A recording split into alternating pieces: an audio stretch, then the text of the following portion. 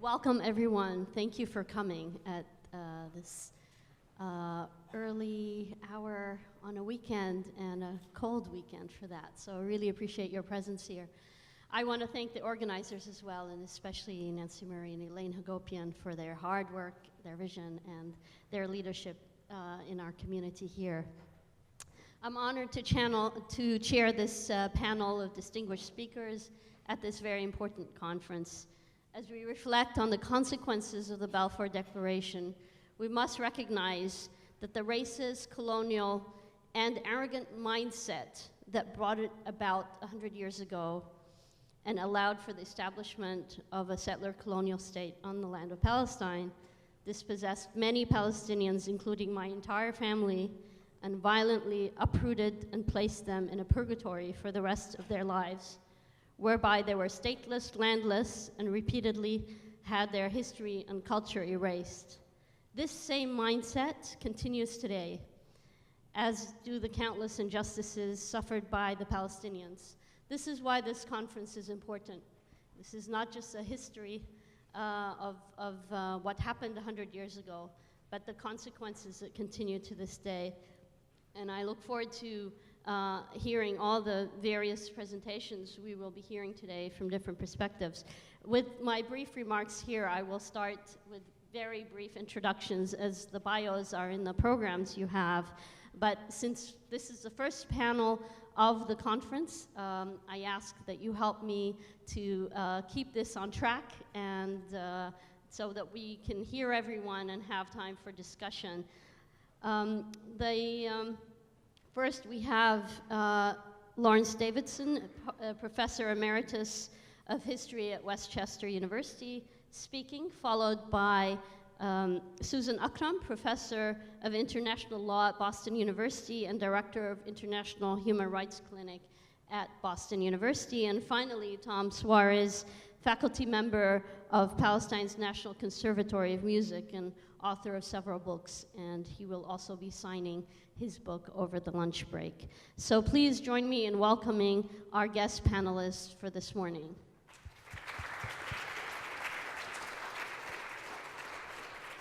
Professor Davidson, if you could join me upstairs. Okay. Actually, this is quite overwhelming, you know. So the title of my brief talk is Balfour and the Zionist Project. I want to begin with a series of statements. Let's imagine that Balfour is here, and we'll make a series of statements to him, and what these statements will do is affirm without hesitation that he agrees to what we're saying, okay? So the first statement is that Britain in 1917 is an imperialist empire, and if she and her allies win in the First World War, that Britain would quickly expand its empire, particularly in the Middle East. Balfour would agree with this statement without hesitation. Second, if we asserted that the Arab and other indigenous peoples of the Middle East were less civilized and less politically capable than Europeans, who at the time were bent on slaughtering each other, but that's an aside, Balfour would agree with this. And he would say that because the non-European peoples of the Middle East were less capable, that they could rightly be put under European imperial or colonial sway.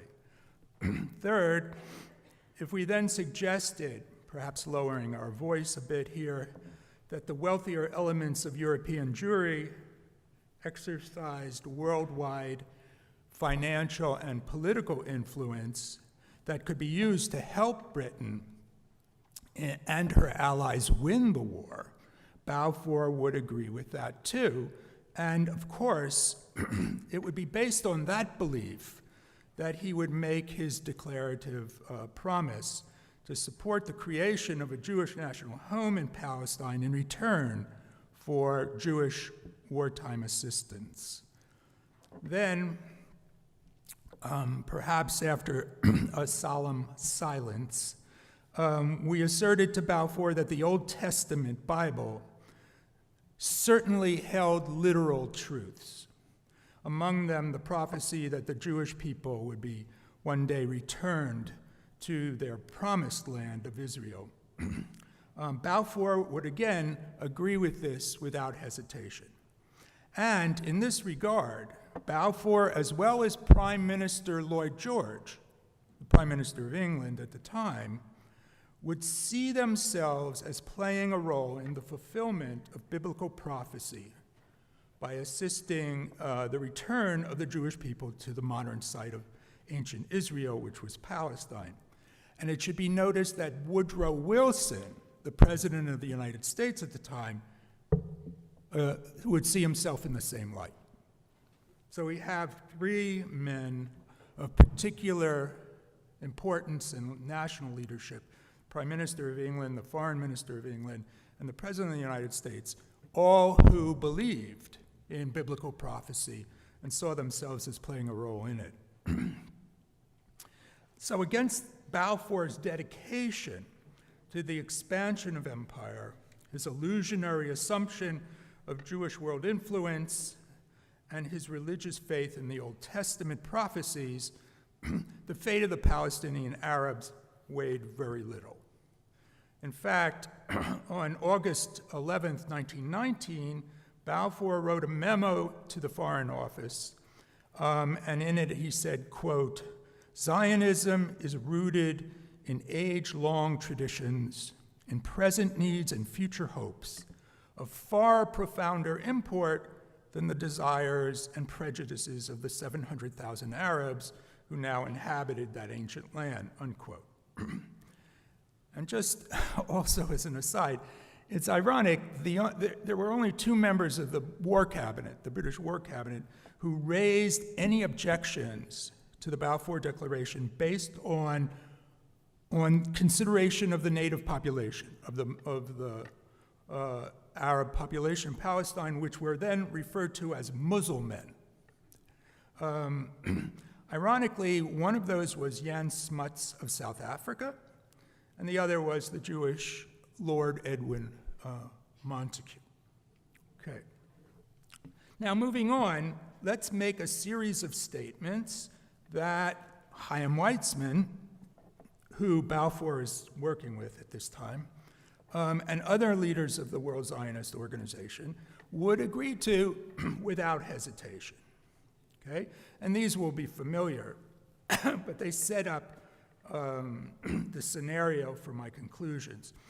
One is that a Jewish state is the only plausible answer to the problem of European anti-Semitism. And since European Jews were the victims of this anti-Semitism, whatever state would be created would have to be populated and controlled by European Jews. This was the so-called Zionist project.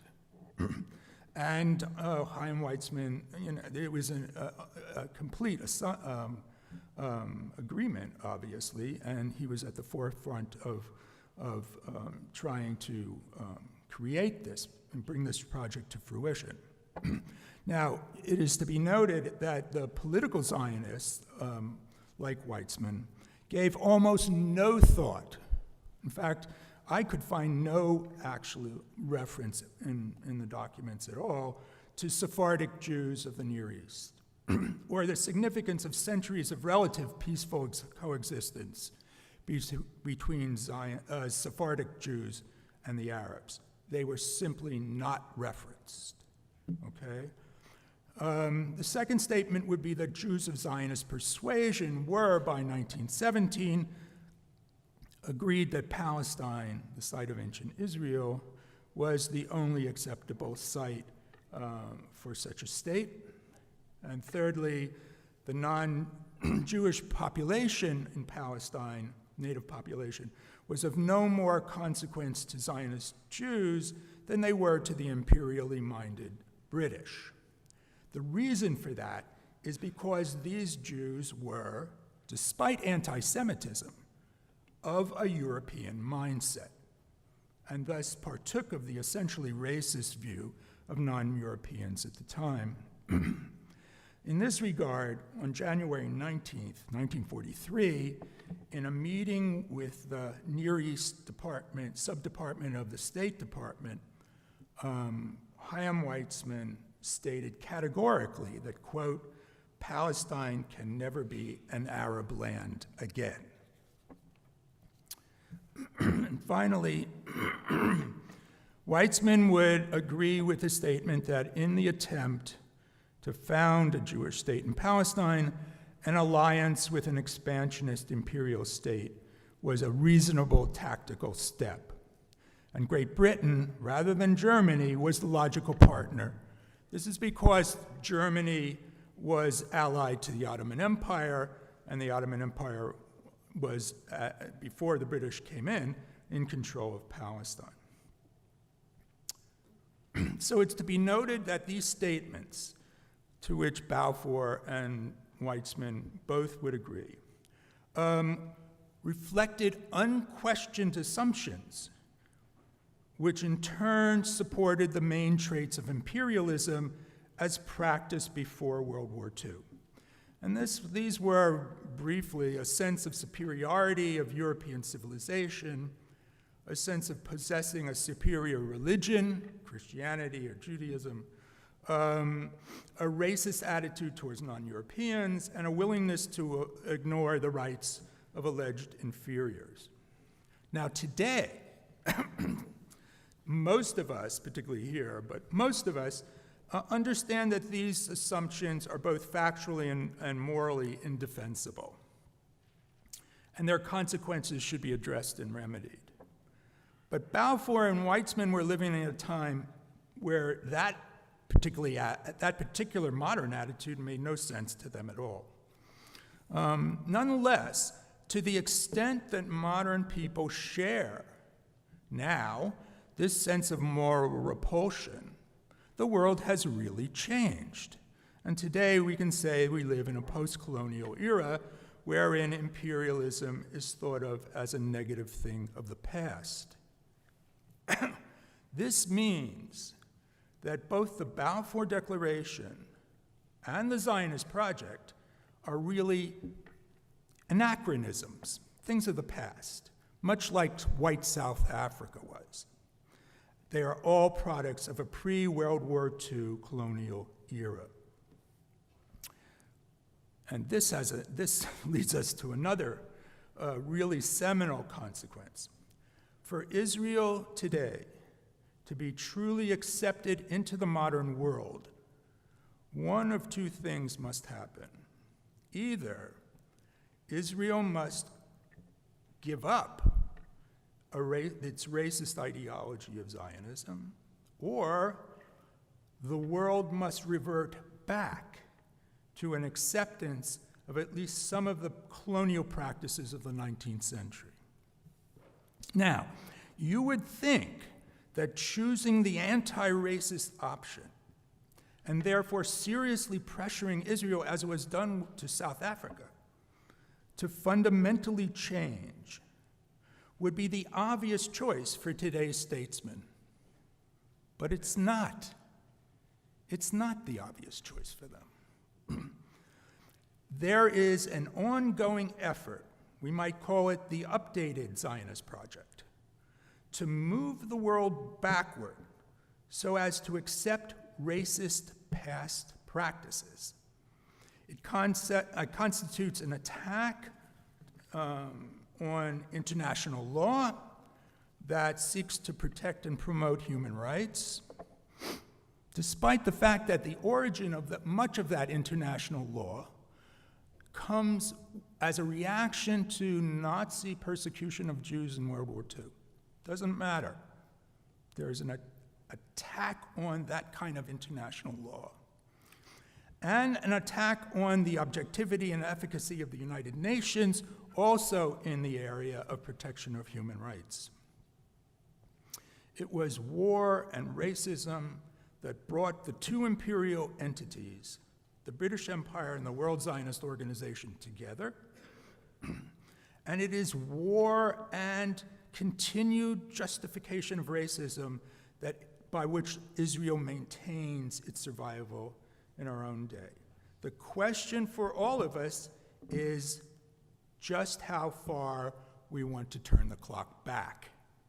Or essentially we have to organize ourselves to promote the first option, which is that Israel can no longer be a Zionist state, quoting, sort of paraphrasing Weitzman, rather than the world go back to colonial practices.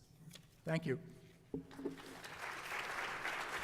I don't know.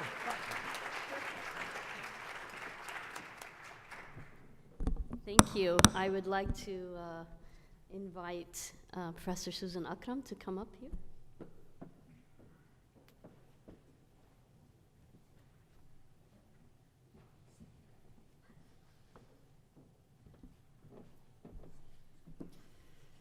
Thank you for coming out in such a freezing cold morning. This is truly the gathering of stalwarts. And in my not so brief remarks, I'm afraid, I actually want to challenge the received wisdom about Balfour and discuss the question of nationality with regard to Palestinians, the claim of Jewish nationality, and compare Palestinian nationality with the claim of Jewish nationality and self-determination rights of the two peoples in the context of both peoples' territorial claims and as these are affected by Balfour, or were affected by Balfour. And it's important at the outset to define the meaning of the terms citizen and national. They're often used interchangeably, but such usage confuses their distinct legal meaning in many contexts. Moreover, nationality has a legal and a sociological meaning, and the sociological is more commonly understood than the legal. In the latter sense, nationality is taken to mean ethno-national identity, the identification with a particular group considered to have common ethnic origins, Bosnians or Serbs, Kurds, Tamils, or Armenians, regardless of the territory in which they're located. The legal meaning, however, is quite different and refers to the relationship as defined by law between an individual and a particular state or territory. Under classical international law theory, nationality determined which state a person belonged to for purposes of disputes with other states, such as for diplomatic intervention. Since nationality is, and I quote the language of the International Court, the link between the individual and international law, it is critical to determine who is a national of a state or a territory, and hence what rights in and to that territory the individual has as a matter of international law. From the legal perspective, the ethno-national identity of a person is irrelevant, as it is the connection the person has to a particular state or territory, that is, his membership in it, which defines his legal nationality. The term citizen is mostly of significance as a matter of the domestic law of states. That is, a state can determine through its internal laws which among its residents have the preferred status of citizenship.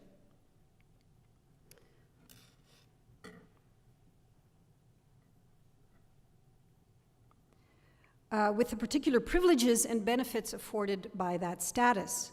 Although in classical international law terms the nationality of a person is determined vis-a-vis international law and citizenship by domestic law, the distinction between the two has become less significant with the growing importance of human rights law. In the Palestine case, however, and indeed in most of the Arab world, the distinction between the two remains both relevant and critical. So I'll start with Palestinian nationality. The argument that Palestinians have a recognized nationality begins with the Ottoman Empire. Palestine was part of the Ottoman Empire from 1516 until 1923. Various changes occurred to the territory, none of which are really important to our nationality question, until the Treaty of Lausanne on 24 July 1923. On 6 August 1924, under the terms of the Lausanne Treaty, Ottoman citizens who resided in the territory of Palestine became Palestinian citizens. As a matter of international law, Palestinian nationality was formed on this date. The Lausanne Treaty also created separate territories, fixed borders, and established separate nationalities for Transjordan, Egypt, Syria, and Lebanon. Following the Lausanne Treaty, each of these territories, including Palestine, had a citizenship law that codified their nationality status. Under British mandate, during the League of Nations period from 1922 until 1948, Palestinian citizenship was codified by British law, the Palestinian Citizenship Order of 1925, which included the acquisition of Palestinian citizenship through birth in Palestine, primarily. Under the mandate system, the local people were not nationals of the mandate powers, although they could obtain diplomatic protection from the mandate country. The Palestine Citizenship Order afforded Palestinian citizenship to all those who were Turkish subjects or citizens at the time of the Lausanne Treaty and were habitually resident in Palestine. The population meeting this criteria numbered 847,000 people. These included, however, certain foreign residents who immigrated to Palestine between 1920 and 1922, mostly immigrant Jews. By proclamation of September 1922, the British government provided that any person of other than Ottoman nationality, habitually resident in Palestine on that date, might apply for Palestinian citizenship. Approximately 38,000 people were granted Palestine citizenship under that proclamation, mostly Jews. Thus far, aside from the complication of the British mandate itself and the inclusion of the terms of the Balfour Declaration in it, which I'll come to later, the recognition and codification of Palestinian nationality was consistent with international law. It attached to a population that was genuinely and intrinsically linked to a defined territory with specified borders and was passed through blood, residence, or birth on the territory. It was also consistent with the customary law rule that inhabitants found on a territory when there's a change of sovereignty should automatically acquire the nationality of the successor state. The British citizenship law, even granting status to immigrants, was generally consistent with these rules. Under the British citizenship law, Palestinians could obtain passports, and over 70,000 Palestinian passports were issued. So now we come to the Balfour Declaration and what it had to do with the nationality question. By 1901, the World Zionist Organization had established the Jewish National Fund to purchase land for Jewish settlers in Palestine, as well as in other areas in the Middle East and Africa. Theodor Herzl and the WZO envisioned the Zionist project of redeeming the land for Jews as taking land from the Arabs and expelling them from Palestine. The Zionists succeeded, as you heard from Lawrence Davidson, in aligning their plan with British interests in the Middle East. And in 1917, the British cabinet endorsed the letter that became known as the Balfour Declaration.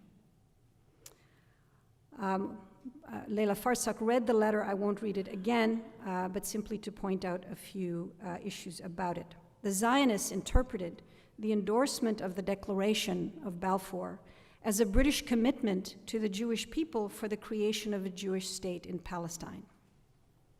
First, Britain had no legal authority to create any political entity in Palestine that disregarded the rights of the indigenous Palestinian population, a fact that's actually recognized in the declaration itself.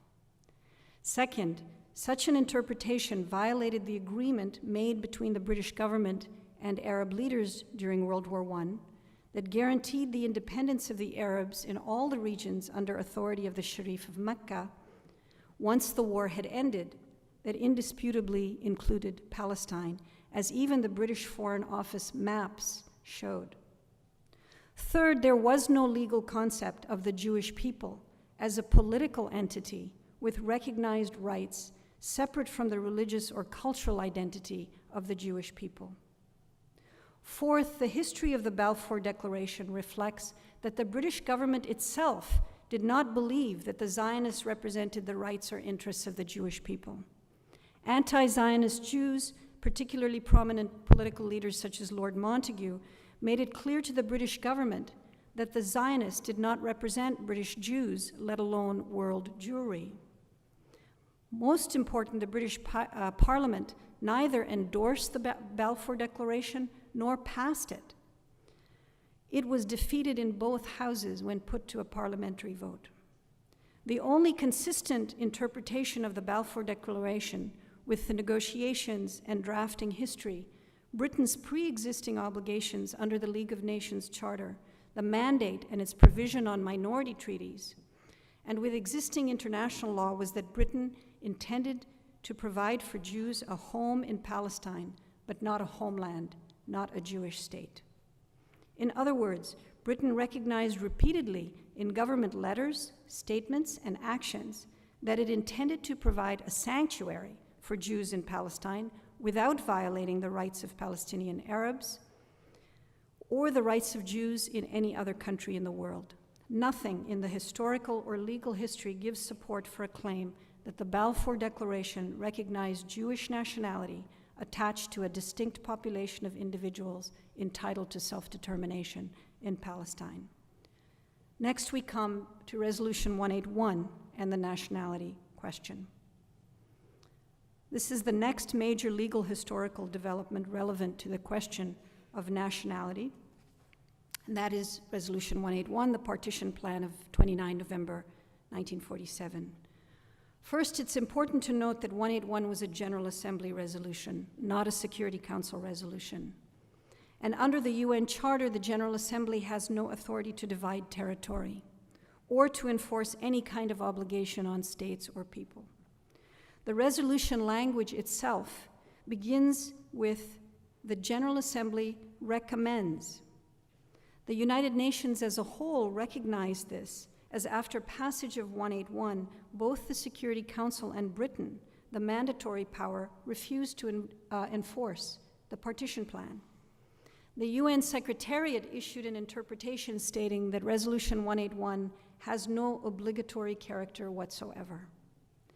The attempt to take the issue of the legality of 181 to the International Court of Justice for an advisory opinion was narrowly defeated by states strong-armed by the US and Israel to defeat the effort. Second, it's important to understand the actual provisions of 181.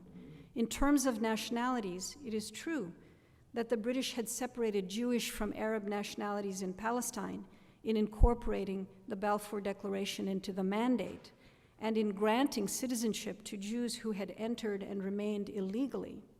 Still, the Jews given citizenship were those actually residing in Palestine, not outside. 181's recognition of a Jewish and an Arab state did refer to religious and racial criteria to identify territorial division, but referred to them as the two peoples of Palestine. The plan stated that Palestinian citizens residing in Palestine, as well as the Arabs and Jews, who, not holding Palestinian citizenship, reside in Palestine, shall, upon the recognition of independence, become citizens of the state in which they are resident and enjoy full civil and political rights. This requires careful note. The plan's principle was that Palestinian citizens, regardless of their religion, residing in the Arab state, would become citizens of the Arab state. Palestinian citizens residing in the Jewish state, regardless of their religion, would become citizens of the Jewish state. Moreover, the population demographics on which the partition plan was based were incorrect because they excluded the Arab Bedouins. The British Palestine authorities telegrammed a serious omission to the British Foreign Office upon release of the plan for partition. It's important enough to quote. It said, "The immediately striking feature of the plan is that on the committee's own figures, including 90,000 Bedouins, the Jewish state would contain more Arabs than Jews." the Arab population is larger than any the plan has seriously propounded. Finally, the resolution required a 1-year period prior to recognition of independence of either state, during which time both states had to incorporate constitutions that provided for equal rights for all citizens with no discrimination. Thus, the partition plan did not authorize either state to institutionalize superior rights for any religious or racial group. Aside from recommending partition of territory that was not within its authority, the General Assembly's plan of how division was to be made, that is, on the basis of habitual residents and citizens already on each territory, was on its terms consistent with international law. It preserved Palestinian nationality stemming from the Lausanne Treaty and the British citizenship laws of Palestine. Nothing in Resolution 181 gives support for a claim of Jewish nationality other than those Jews habitually resident in Palestine, eligible for Palestinian citizenship living on the territory. There's several other documents I don't really have time to go through. Resolution 194 has something to say about the nationality issue and Israeli citizenship nationality law. But let me end with talking about the Jewish claims of nationality. Is there a Jewish nationality? Israel granted 2-tiered citizenship under its nationality law after it became a state, but that must also be scrutinized for conformance with international law. Israeli nationality law created a legal fiction. There's no such thing as Israeli nationality, as the Israeli High Court itself has confirmed. Israeli law, official institutions, or records do not recognize an Israeli nationality status. Israel's Interior Ministry lists over 100 nationality. No Israeli nationality is listed. The only nationality to which rights and privileges are attached is Jewish nationality. Jewish claims of nationality and self-determination must be clearly distinguished from the claims of Israeli Jews to nationality and self-determination as a matter of international law. Israel proclaimed her state on behalf of the Jewish people, a concept which, until today, grants rights to and within the state on an extraterritorial basis. When it enacted its citizenship law in 1950, it granted nationality, as I said, to Jews only, repealing the Palestine citizenship law passed by Britain. The people entitled to national status in the Jewish state, defined under the partition resolution, included both Jews and Palestinians already residing in the territory, all of whom were to be granted equal rights under a constitution to be enforced in both states prior to UN recognition. So what is the status of Palestinian nationality today, and what relevance does it have to our question? On the one hand, there's an argument that Palestinians continue to retain Palestinian nationality to the present. This is based on the historical and legal facts I've described, and that Israel's revocation of Palestinian citizenship and denaturalization of Palestinians was illegal, and its denial of Palestinian return is also illegal.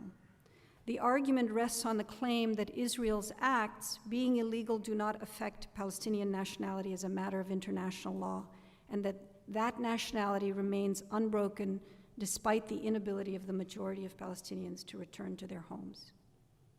And I'll end with the argument that Palestinians lost their nationality in 1948, and those unable to meet the criteria of Israel's law of nationality having become stateless. My contention is that this is a weaker argument, both legally and in terms of its consequences for Palestinians and Palestinian refugees, in particular with regard to the right of return. In the Western states, this is marginally helpful, that is, designating Palestinians as stateless, because there have been no advantages to Palestinians from that definition. It's my contention that Palestinians have been right in maintaining that their Palestinian nationality remains intact today, that they are not stateless, and their right of return is based squarely on their rights as nationals of Palestine, not just as refugees. Moreover, there's no parallel legal authority whether in the Balfour Declaration, in 181, in 194, or any subsequent resolutions, for a claim of Jewish nationality that negates Palestine national rights. Advocacy on right of return for Palestinians as nationals, not as stateless persons, and not just as refugees, should be clearly framed around the language and principles underlying Resolution 181, Resolution 194, and the illegality of Israel's so-called nationality law. Thank you.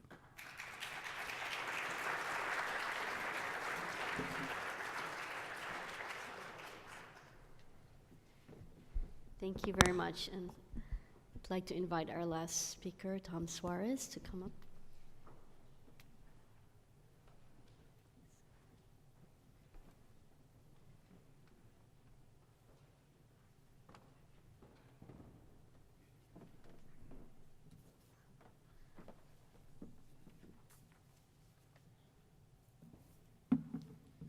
Thank you so much, everyone. This good like this? Quickly, I'd like to mention an extremely important book, Palestine, the Reality, which was written by a journalist at the time, published in 1940. Most copies were destroyed in the German Blitz. It has now been newly republished and is available here, thanks to Interlink Books. The Balfour Declaration unleashed a campaign of Zionist terrorism that is shockingly at odds with the prevailing narrative of Israel's birth, and more to the point, the very nature of Zionism. This history is not in question. It is preserved in British source documents, in mainstream media of the day, and in Zionist records. Today's tragedy in Israel-Palestine cannot be detached from this history of terrorism because the so-called conflict is that ongoing history. Balfour's legacy typically conjures images of the dispossession of non-Jewish Palestinians. Missing from this snapshot is the parallel violence against Jews that Balfour's signature set loose. Like its violence against the Palestinians, Zionism's anti-Jewish violence took two forms: physical violence and dehumanization, what one might call spiritual violence. For both peoples, the physical violence was to force mass human migration, just as Palestinians could not be removed from the land except by violence against them. Zionism could not install a critical mass of Jews in their place without violence against Jews. For Palestinians, this was ethnic cleansing and massacres, as well as starving them off the land by expropriating all means of livelihood. For Jews, the violence was more camouflaged. Its principal forms were the blocking of any safe haven outside of Palestine, manufactured violence to force the uprooting of Jews living elsewhere in peace, and the indoctrination of Jewish DPs, displaced people, and children into Zionist messianic fundamentalism. But all this is violence against civilians to force a political goal. That is to say, the Zionist project itself is by its very nature one of terrorism. And so Zionism needed two antidotes. One, it needed to reframe its terrorism as defense, which it accomplished by dehumanizing the Palestinians, the obstacle to its settler state, into an eternal threat, irredeemably violent as a race. And two, it needed extraordinary impunity, for which it dehumanized Jews, the means to its settler state. Zionism achieved this impunity by dehumanizing Jews into the settler state itself. Israel acts as the very embodiment of Jews, Jewish history, culture, and persecution, expropriating these and all they symbolize back to the Jewish kingdoms cited in the Old Testament, of which it claims to be the rebirth. And it reinforces this messianic facade by expropriating relevant archaeological artifacts as artifacts of the nation-state's history. In closed discussions, Ben-Gurion made no pretense about the cynicism of this. The reason they would call their state Israel, he said, was to get Jews to go there. It was brilliant marketing, and the military value of this is staggering, reducing Jewry to a human shield for the settler state and enabling Israel to frame criticism of it as criticism of Jews themselves, thus making criticism anti-Semitic by definition. But inescapably, this means that all Jews, simply because they are Jews, are then guilty of whatever the Israeli state does. Thus, Zionism, if we accept it, succeeds where all the bigots through the centuries never could. If we accept it, Zionism corrupts Jewry itself from within. And so the oft-heard question, does anti-Zionism necessarily equal anti-Semitism, is backwards. The question should be, is Zionism necessarily anti-Semitic? The Zionist cause was always held sacrosanct above all else, even during World War II and even when it frustrated the Allies' war efforts. And with the Allied victory, Zionism continued to claim its tribal, extra-national ownership over the war's Jewish survivors. It did not matter what, given the honest opportunity, the survivors might have wished for themselves as their individual self-determination. They were segregated from non-Jewish survivors and put into Zionist-run camps that were nothing short of indoctrination factories, tolerating no deviance from Zionist orthodoxy. Opportunities for hundreds of thousands of new homes in safe countries, like the United States and Britain, were sabotaged by Zionist leaders who needed the DPs to populate their settler state. A kidnapping campaign was waged to remove children of Jewish background from their adoptive European families because Zionism needed the children as facts on the ground. European Jewish children still in the camps were blocked from new homes, even new Jewish homes, if those homes were not in Palestine. Propaganda events, most famously the vessel Exodus, were staged at the expense of the welfare of Jewish survivors who were turned into sympathy victims and then forgotten once the theater was over. Jewish communities in the Middle East and North Africa were subjected to scare propaganda and false flag terrorism to ethnically cleanse Jews from their homelands to become second-class ethnic fodder in Israel. And when, in the 1980s, Jews were able to leave Russia and emigrate to the United States, Israeli Prime Minister Yitzhak Shamir, former bigwig of the terror gang Lehi, successfully coerced U.S. President Reagan to close U.S. doors to them. It is consummate irony, then, that Zionism is now being flaunted as Jewish self-determination. It is exactly the opposite. It is the hijacking of that individual self-identity and self-determination, and the hijacking of that individual self-identity and self-determination by a political project that has been the cause of a century of misery, displacement, and death. Balfour and the other officials responsible knew in 1917, knew all along, that the Declaration's polite phrase about no harm coming to the Palestinians was a lie. It was never a failure of good intentions. And as the years passed, the determination to seize and ethnically cleanse Palestine remained the explicit plan of the top Zionist leaders, Ben-Gurion, Weizmann, etc. Balfour lived long enough to see his signature translate into Zionist anti-Jewish violence. By 1924, the allegedly defensive Haganah, what would become the Israeli military, was already assassinating Jews for their opposition to Zionism. But Balfour did not live quite long enough to lose hope that the Zionists would double as surrogate empire builders for Britain. Rather, Zionist terrorism continued through World War II, and by 1946 was tearing Palestine apart as the Palestinians maintained stoic nonviolence. Anyone or anything that kept Palestine a functioning society was a target of the Zionists. Trains, roads, bridges, communications, oil facilities, and Coast Guard stations were constantly being bombed. Soldiers, utility workers, telephone repairmen, railway workers, bomb disposal personnel, anyone coming forward to help stop the terror were murdered. Police, and especially Jewish police, were long a favored target of the Zionists and were gunned down by the dozens. That Jewish children were indoctrinated and exploited was obvious at least as early as 1938, when the British caught the bomber of a Palestinian bus. She was 12 years old, egged on by 3 adults. Teenagers were commonly used for terror attacks, and those who resisted involvement in the militias were blocked from advancement in school.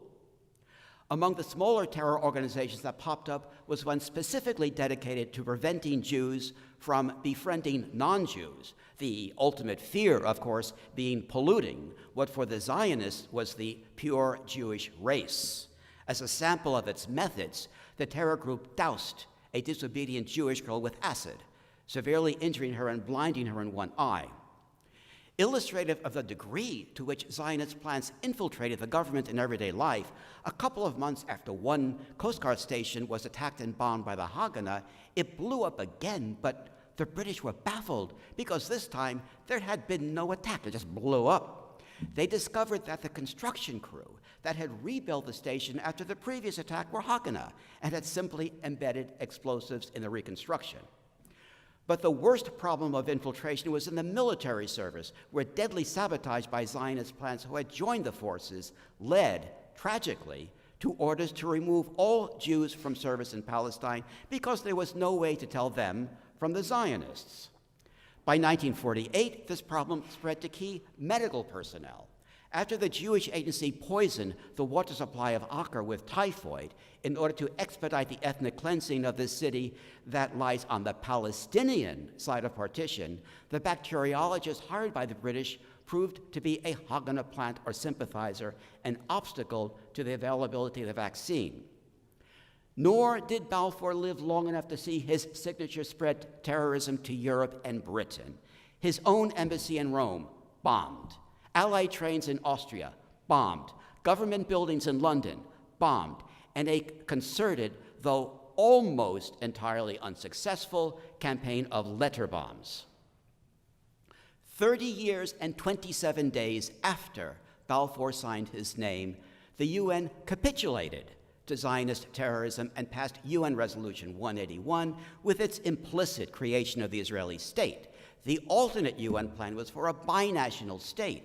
But this compromise would be, to quote British documents, totally unacceptable to the Zionists and, quote, would therefore be followed by an intensification of Jewish terrorism. That is, yet greater terrorism over that which had already brought Palestine to its knees. The disproportionately large land area the UN gave the Zionists in Resolution 181 was also a capitulation to Zionist terrorism. Again, quoting British sources, giving the Zionists so much land up front was an attempt to delay, not prevent, but merely delay the Zionist expansionist wars that they knew would come. But this appeasement, of course, failed because within a few months of Resolution 181, the Zionist militias were already waging their first expansionist war, confiscating more than half of the Palestinian side of partition. In the words of the High Commissioner at the time, the Zionists were jubilant with their campaign of calculated aggression coupled with brutality, the mortaring of terrified women and children. And the Zionist persecution of Jews who displeased them has, quote, reached medieval standards. The armistice that ended the 1948 war established a ceasefire line, essentially what would become known as the 67 borders, that, to quote from the agreement, is not to be construed in any sense as a political or territorial boundary. Israel was supposed to return to the agreed partition or other mutually agreed alternative, but it simply refused. Even if one accepts the legality of partition, the Israeli occupation of Palestinian land began then, in 1948, not in 1967. Fast forward to today, and what is the living legacy of Britain's arrogance in giving away other people's land? Generations of people are condemned to life in camps because they are the wrong ethnicity. People live under a ruthless military occupation because they are the wrong ethnicity. And Gaza has been reduced to a laboratory for sadism and weapons proving. Were Balfour to be alive today, perhaps what for him would be the greatest irony is how his living declaration now corrupts British politics and censors speech and debate in Britain on behalf of the foreign state his signature helped jumpstart. The conflict could end tomorrow if the complicit nations, the United States, Britain, and the various European countries, stop enabling it. And lest this claim seem exaggerated, just imagine for a moment how the international community would react if the ethnicities in this so-called conflict were reversed. If the ethnicities were reversed, the international community would rush their militaries to the region to stop precisely what it now empowers and finances. It would suddenly demand an immediate end to race laws and apartheid and the creation of a secular democratic state of equals. And the international community would jump to proclaim that equality, obviously, means the unqualified right of return. It would suddenly be self-evident that you can't ethnically cleanse people and then say that equality does not apply to them because they're not present. The British government's refusal to acknowledge the sins of its predecessors is disgraceful, but it is the United States that since the mid-1940s has been the principal torchbearer of the Balfour Declaration, and so as Americans, it is our moral responsibility to make it history. Thank you.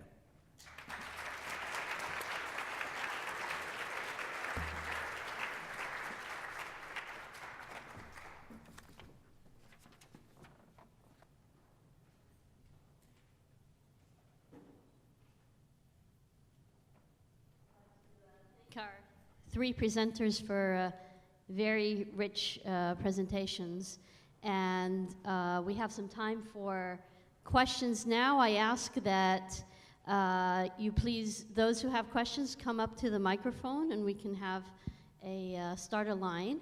I ask that you please introduce yourself and keep your remark to a question. That means have a question mark at the end of your sentence and keep it short so that we can get as many questions as possible.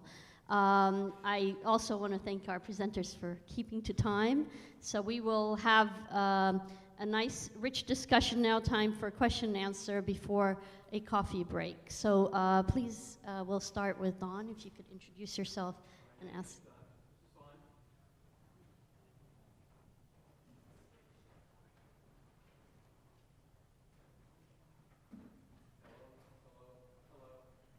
Hello? Okay, it's on. My name is Don McInnes, and I'm a lawyer, and I resent the imposition of this short time to introduce myself, etc. But anyway, I'll do the best I can. You have made a big case for the large influence of the Balfour Declaration. But my question is, suppose there had been no Balfour Declaration. Would today's circumstances be significantly different? And my own opinion is no, but I'd like to hear your opinion.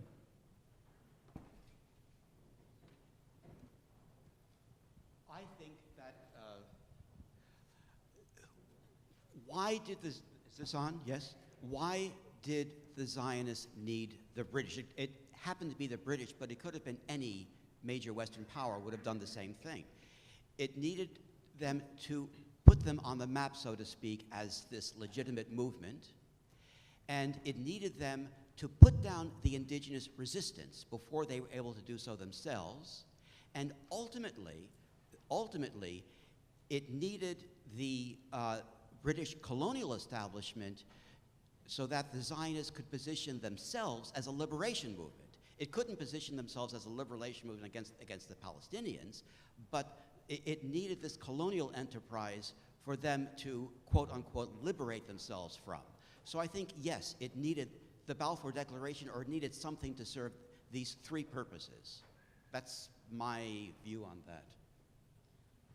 Maybe I'll just add that it's not per se the Balfour Declaration, but the desire on the part of the British government at the time to, one, recruit what they assumed was a very wealthy world Jewry to their side in the war, number one, and two, to deal with the quote-unquote Jewish question in a way that wouldn't bring the Jews to Europe or the United States. Those were, I think, the two major factors, and whether or not Balfour was there, as long as that desire was there and found comrades in those two major missions, it was going to happen. Well, then I think you're saying that, yes, if there had been no Balfour Declaration, today's circumstances would be significantly different. That's what you're telling me.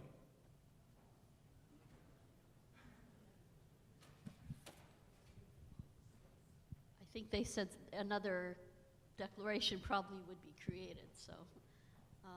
Second question. Leila Cable. Two things is, don't know if it's a question, I don't think it's a question. The Soviet Union that was established also was not opposed to the establishment of the state of Israel as we see it today. As a matter of fact, they recognized it right away.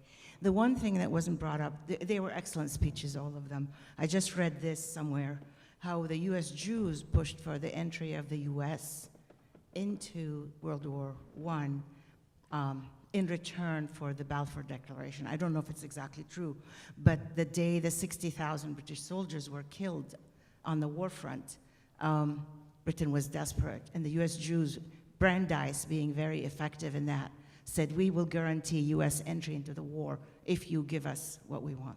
I'm not sure if it's true or not. Yeah, I mean, Weitzman implied in fact, he stated to Balfour that the World Zionist Organization represented millions and millions of Jews, which was, let's put it this way, an exaggeration. He also implied that there was significant Jewish influence that could be triggered by the Zionists, both in Washington and in St. Petersburg in Russia. There was the fact that Louis Brandeis, the first Jewish Supreme Court member, and a friend of Woodrow Wilson, was there in Washington, and Louis Brandeis was, in fact, an ardent Zionist. And then the other part was Leon Trotsky in Russia. And it's interesting because the British ambassador to Russia wrote to the Foreign Office that this was nonsense, that Trotsky was not a Zionist and he was opposed to Zionism, blah, blah, blah. And they simply ignored that because they couldn't get past this myth of Jewish influence and the Zionist ability to trigger it. Yeah, there was this arrangement, and Brandeis did talk to Wilson about Zionism, but there's no evidence that he was, he was able to convince Wilson of something that Wilson was already convinced of. Okay, and certainly Wilson was going to bring the Americans into the war, Zionism or no Zionism. That it just wasn't really a factor. But the British convinced themselves that they had gotten something from this deal in terms of U.S. intervention.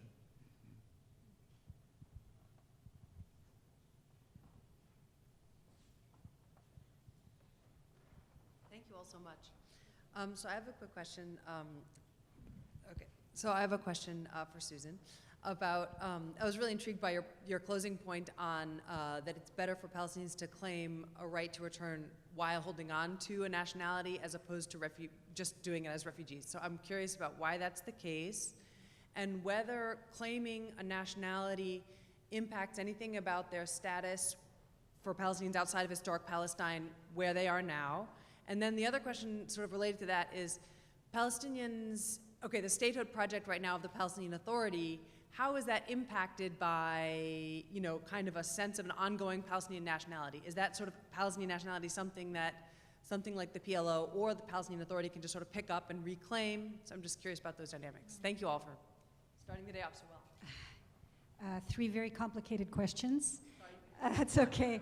But starting out with what difference does it make for Palestinians to claim nationality as opposed to just being refugees or being stateless persons.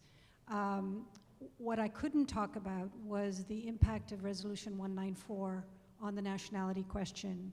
Resolution 194 was one of the earliest resolutions after the exodus of the refugees, and is a really critical resolution for a number of reasons. But the most important for your question, Amal, is that it defines the Palestinians to whom the United Nations has an obligation, and a particular obligation is spelled out in that resolution, which is the durable solution starting with the right of return. And who is the population towards which the United Nations has that obligation to enforce that right? And it's not just return, it's restitution and compensation. And that population, as we know from the notes to the UN Secretariat, that population was the entire population of Palestinians whose nationality traces back to the 1924 Lausanne Treaty. So that has an enormous implication for who can claim rights as refugees, rights as Palestinians. In other words, the UN recognized that the entire global population of Palestinians tracing back to that first nationality legislation was entitled, one, to UN protection, and two, to the solutions that the UN had decided was the right resolution of this problem. Now, what that does today is, because all of the negotiations up to this point have been focused on only those refugees who are recognized as UNRWA refugees, and that's a much smaller subset, 5 million of the perhaps more than 11 million global Palestinians who would relate to the 194 definition. Only 5 million of those have been on the table for the negotiations for durable solutions. So this has an enormous impact. And then the other question about whether, what does that have to do with sort of statehood?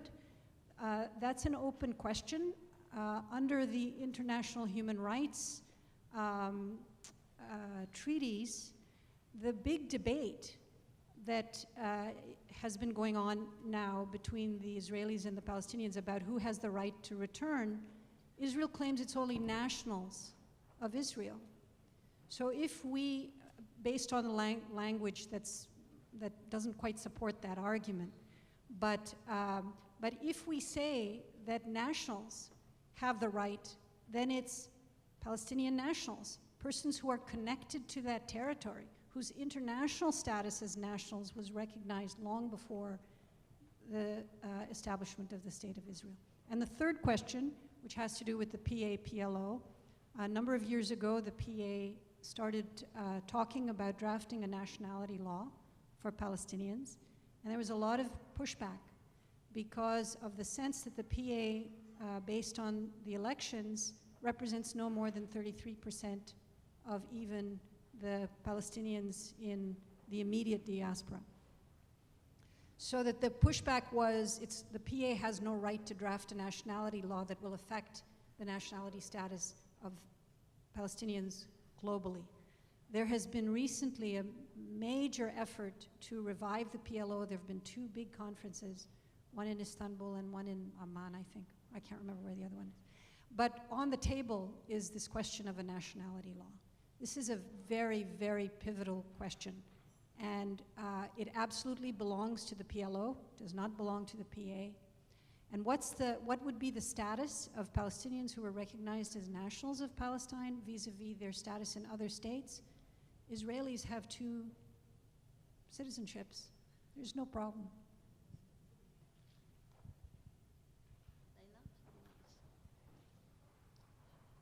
I just want to ask a follow-up question to what your presentation, which is the distinction you tried to make but wasn't very clear to me between who has the right to self-determination. You made the case that there is something called Palestinian nationality already from a legal point of view, already from the mandate as well as the Treaty of Lausanne. So we have something called Palestinian nationality that implicates everybody who was in Palestine, Jews or Muslims or Christian, whoever, okay? But when it comes to the question of the right to self-determination, you are trying to say that the Israelis could have a right to self-determination today because Israel is created, whereas the Jews do not have a right to self-determination? I just want a clarification on that.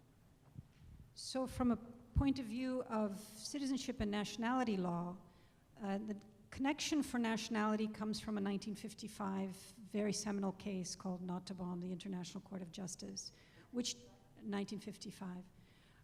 And that sort of spells out what is the connection between an individual and a territory that defines nationality. This is a separate question from self-determination.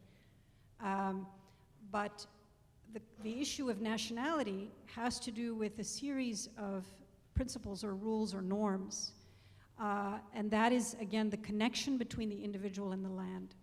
Resolution 181 was consistent in that way with international law, in that it recognized that persons who were habitually resident in Palestine, whether Jews or Arabs, at the time of the resolution, could be recognized as nationals of that territory.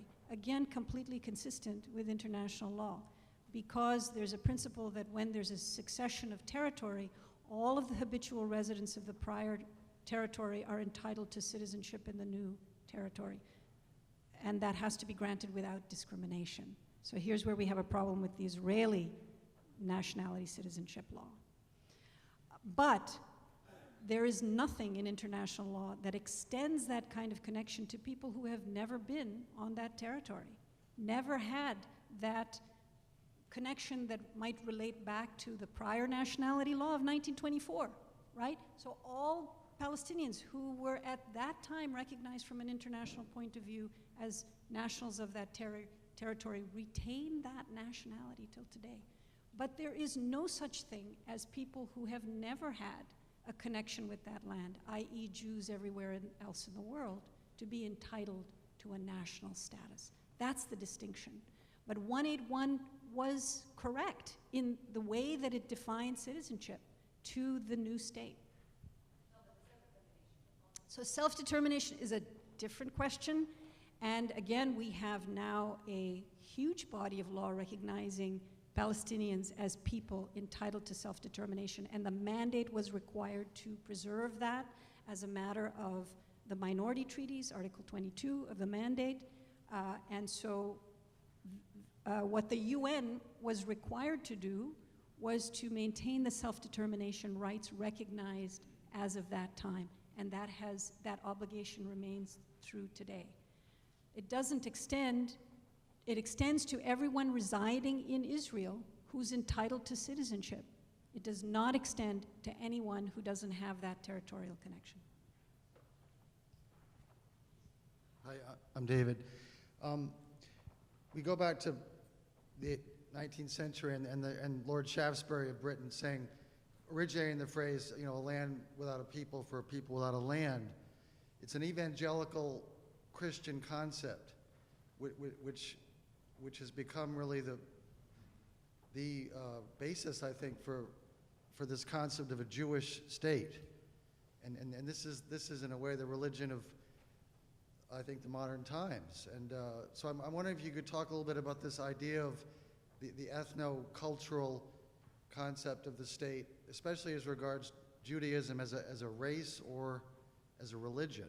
And can you talk a little bit about that?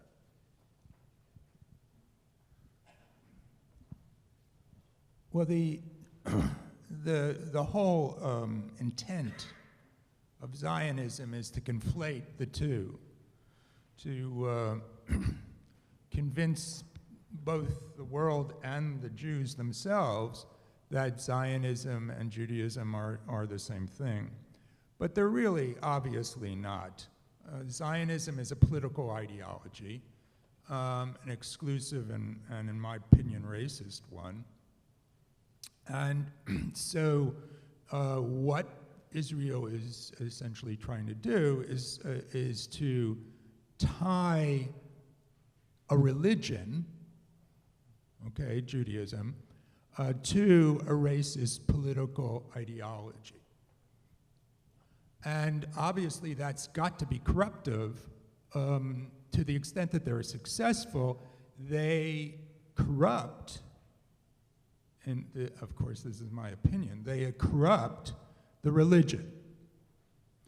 And we know also that when religions attain state power, and this is not just Judaism, that state power tends to be corruptive.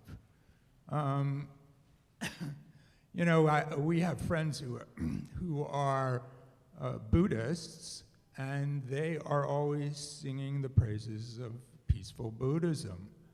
But you wouldn't want to take any close look at Sri Lanka and what Buddhism's status there and its consequences. And so the same thing with Judaism. I'm not sure if that answers the question, but the point is that tying the religion to a state ideology, particularly a racist one, has to be corruptive of the religion. If I could just add to that, which I think is self-evident, but the way in which Israel ties Judaism to that nation state is unique in the world. It is not a national faith in this sense that that Costa Rica is a Catholic state. It's a completely different thing. If we criticize the Costa Rican government, if we criticize the Italian government, any nation state that has a national faith, it would never dawn on us to think that we are criticizing the ethnicity with which the religion is associated. But it's by having made the two inexorably tied that Israel has been able to get away with it gets away with, by having made itself into Judaism rather than simply maintaining it as a faith.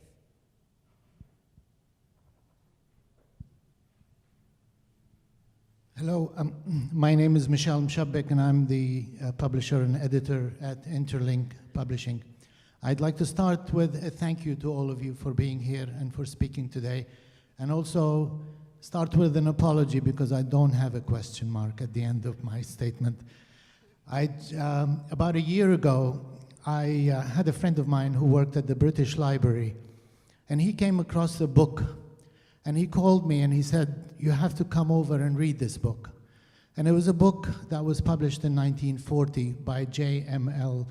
Jeffries. It's called Palestine, the Reality. It's the inside story of the Balfour Declaration. I actually took a flight to London and sat in the British Library and read that nearly 800-page book, and I was really just blown away by the amount of detail. And this was a book, as I said, was published by a journalist who lived in Palestine from 1917 to 1938. And when the book was published by Longman in 1940, and the bulk of the shipment of the books went into the warehouse, there was the Blitz, the German Blitz in London. And so only a handful of copies made it out of that warehouse. So I begged my friend before he retired to scan this book for me, and he scanned the book for us, and we just published an edition literally to mark the 100th anniversary of the Balfour Declaration, and in my view, it's a very, very important document.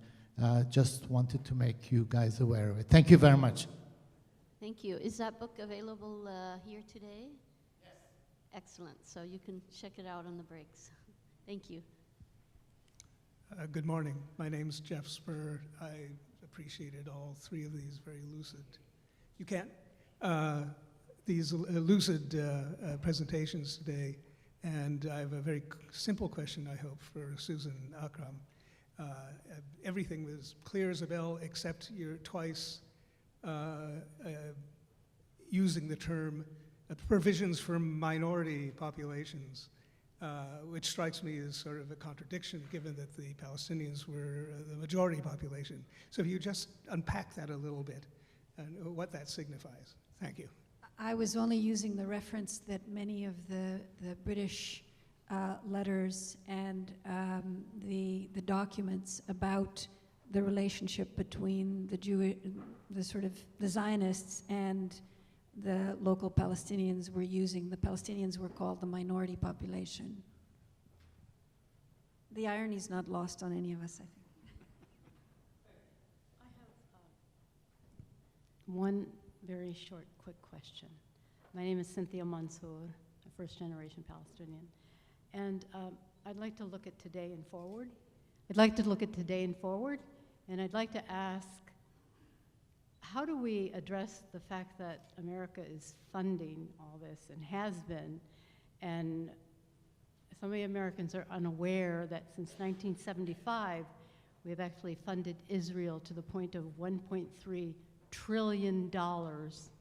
And I think if that funding wasn't there, we'd kind of be moving a lot quicker. I know we're moving in a positive direction, but what do we do? What can we do about really getting that out there, that it's coming out of the American pocketbook? Perhaps we could get the last question as well and then have responses so that we can all break after. Hello, my name is Jana Ramadan. I'm a high school senior at Boston Latin School, and I'm spending my entire year studying Palestine and Israel in the hopes of creating or finding what a solution should look like.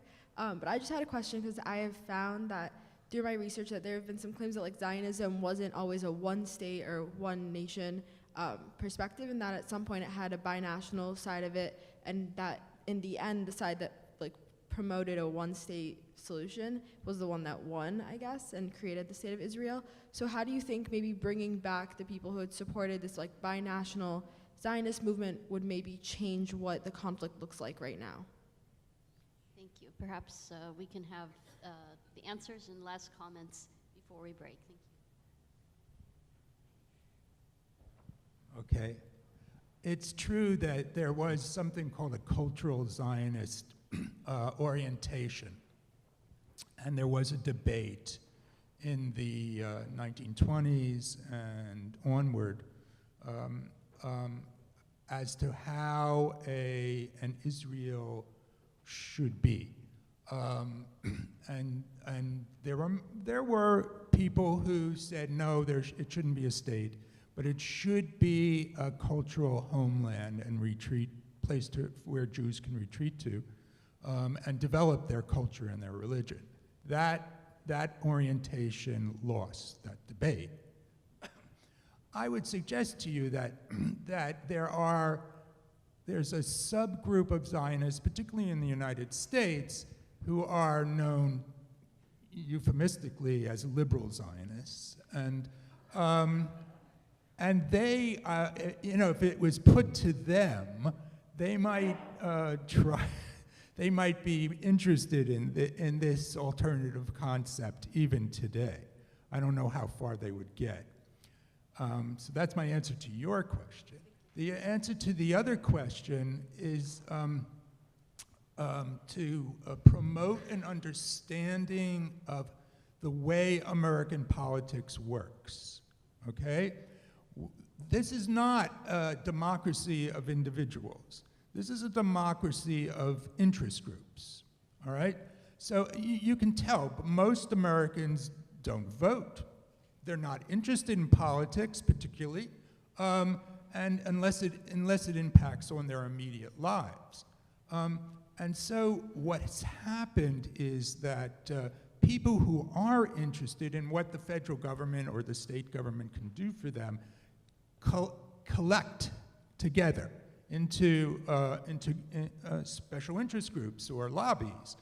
And this is not just for foreign policy, but it's principally for domestic policy. You can say, all right, if you're over 65, join the AARP or something, whatever that is, American Association of Retired People. If you're a school teacher, join, the school unions and that lobby state and federal governments. If you pack a gun, you can join the NRA.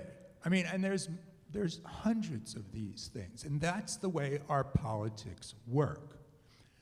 And so to the extent that a group, one of these types of groups, can finance a campaign and become very important to a politician's reelection or block that reelection or something like that, politicians will pay attention to them.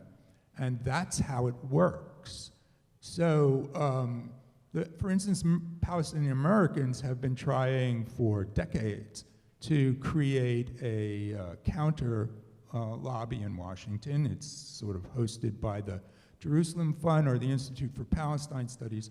And it's a very, very difficult kind of thing to do. And tomorrow, or actually at the end of the day, or sometime, we're going to hear from the U.S. Committee to stop the occupation, and they're involved. There's in Washington, and they tried. But that's how it works.